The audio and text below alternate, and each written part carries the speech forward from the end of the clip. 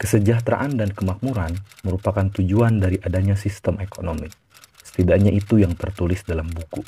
Walau kita tahu kesejahteraan dan kemakmuran tak pernah bisa menyeluruh, selalu ada saja orang-orang yang termarginalkan.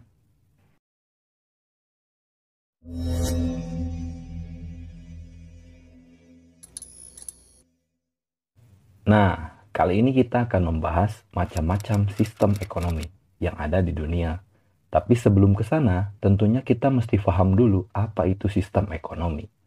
Sama seperti definisi hukum, sistem ekonomi juga cukup sulit untuk dijelaskan maknanya. Meski begitu, ada beberapa ahli yang menjelaskan definisi dari sistem ekonomi.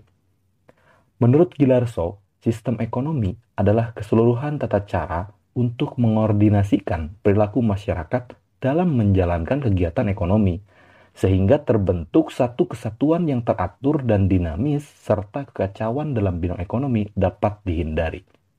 Lalu, menurut McHerron, sistem ekonomi merupakan seperangkat mekanisme dan institusi untuk menjawab pertanyaan apa, bagaimana, dan untuk siapa barang dan jasa diproduksi. Selain itu, menurut Gregory Grossman dan M. Manu, sistem ekonomi merupakan sekumpulan komponen-komponen atau unsur-unsur yang terdiri dari atas unit-unit ekonomi serta lembaga-lembaga ekonomi yang bukan saja saling berhubungan dan berinteraksi, melainkan juga saling menopang dan memengaruhi. Dari beberapa definisi tersebut, dapat kita tarik kesimpulan bahwa sistem ekonomi merupakan cara untuk mengatur dan mengorganisir semua kegiatan ekonomi dalam anggota masyarakat, baik oleh pemerintah maupun pihak swasta, berdasarkan prinsip tertentu demi mencapai kemakmuran atau kesejahteraan. Nah, udah paham kan apa itu sistem ekonomi? Karena udah paham, kita masuk ke macam-macam sistem ekonomi. Yang pertama, sistem ekonomi tradisional. Sistem ini bergerak berdasarkan pada kebiasaan yang ada pada masyarakat. Tidak ada aturan yang mengikat untuk melakukan kegiatan ekonomi apapun, selain pada tradisi turun-temurun dari masyarakat itu sendiri. Sistem ekonomi tradisional terjadi atas dasar semangat kekeluargaan dan kejujuran dari setiap individu yang terkait, bergerak sesuai kebutuhan masyarakat, sehingga fluktuasinya tidak terlalu dinamis. Kedua, sistem ekonomi komando, atau dikenal juga dengan sebutan sistem ekonomi sosialis. Sistem ini merupakan buah pemikiran atau gagasan dari Karl Marx. Dalam sistem ekonomi sosialis, pemerintah memiliki kuasa yang dominan terhadap kegiatan ekonomi. Artinya, semua kegiatan perekonomian dari pusat sampai daerah disesuaikan dengan komando pemerintah. Ibaratnya, pemerintah yang memegang alat, masyarakat yang menggunakan. Sehingga, sistem ini akan otomatis mengurangi angka pengangguran. Tapi, di balik itu, juga kebebasan masyarakat akan terhambat atau bahkan tidak ada sama sekali. Sistem ekonomi ini biasanya dianut oleh negara berhaluan komunis seperti Cina, Korea Utara, Vietnam, dan Rusia. Ketiga, sistem ekonomi liberal atau dikenal juga dengan nama sistem ekonomi kapitalis. Dalam sistem ini, pemerintah tidak ikut campur dalam kegiatan ekonomi. Dengan kata lain, masyarakat benar-benar diberikan kebebasan seluas-luasnya untuk melakukan kegiatan perekonomian.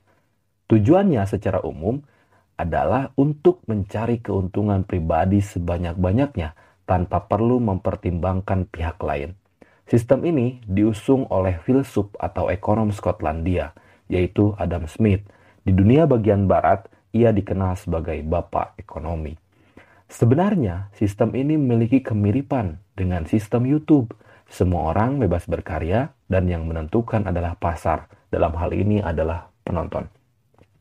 Saat ini, negara yang menganut sistem ekonomi kapitalis adalah Amerika Serikat, Kanada, Inggris, Prancis, dan negara adidaya lainnya. Yang keempat, sistem ekonomi campuran. Sama seperti namanya, sistem ini bisa dibilang merupakan campuran antara sistem sosialis dan kapitalis. Di satu sisi, pemerintah memberikan kebebasan kepada masyarakat untuk melakukan kegiatan ekonomi. Namun, di sisi lain, pemerintah melakukan campur tangan dalam kebijakan ekonomi.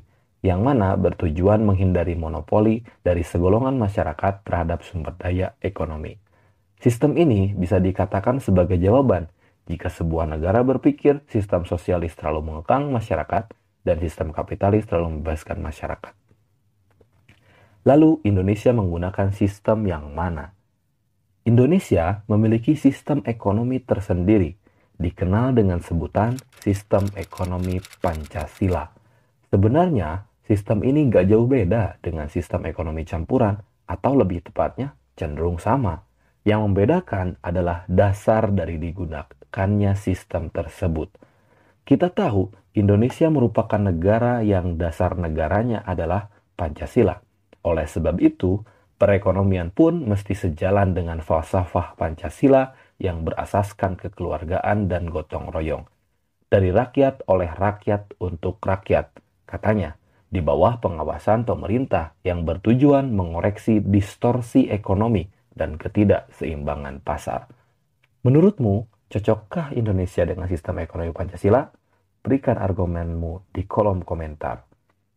Terima kasih, jangan lupa like, komen, dan subscribe channel ini.